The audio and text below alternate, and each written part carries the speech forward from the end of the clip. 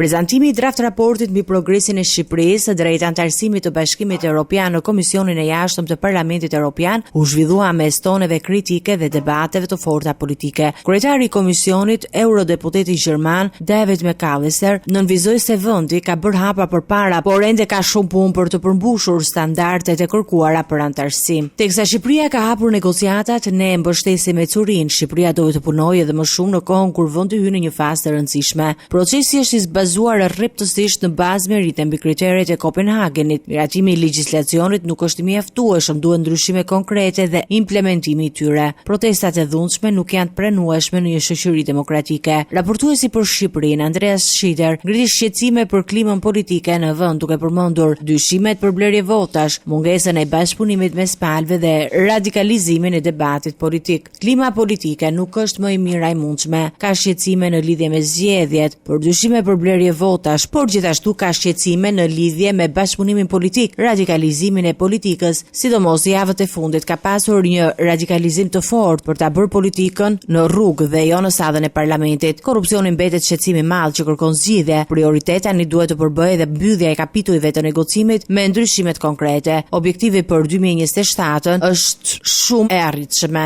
Çështja e korrupsionit u përmend gjithësisht nga shumica e eurodeputetëve. Rasti Belinda Ballukut u sol si ilustrim, duke theksuar se pavarësisht vendimit të gjykatës kushtetuese të Shqipërisë jep të drejtën e strukturës së posaçme kundër korrupsionit dhe krimit të organizuar të veprojë, majoranca refuzoi heqjen e imunitetit të saj, çka u interpretua si mungesë e vullnetit për përballje me hetimin. Mendoj se rasti Balluku është një ilustrim I qartë në këtë drejtim. Pavarësisht se gjykata kushtetuese u shpreh se SPAK kishte të drejtë vepromte, majoranca refuzoi të heqë imunitetin. Kjo në vlerësimin tim tregon qartë qëndrimin e saj kur bëhet fjalë për përballjen me pretendime serioze dhe hetime në këtë fushë. Kreu I delegacionit të PS Shqipëri, Marco Tarquinio, vlerësoi disa hapa pozitive si nisja e reformës zgjedhore dhe territoriale, por ngriti shqetësimin për nivelin e lartë të paraburgimeve, duke theksuar se rreth 60% të burgosurve ndodhen ende pa një vendim të formës së prerë. Vendi ka gati 60% të njerëzve në burg të paraburgosur, pra në një vendim të formës së prerë, një shifër shumë e madhe. Dua të përmend këtu edhe lëvizjen spektakolare të kryeministrit Rama, që ka vënë në dispozicion që Shqipëria të heqë dorë si nga drejta e vetos, si nga Komisioni I ri.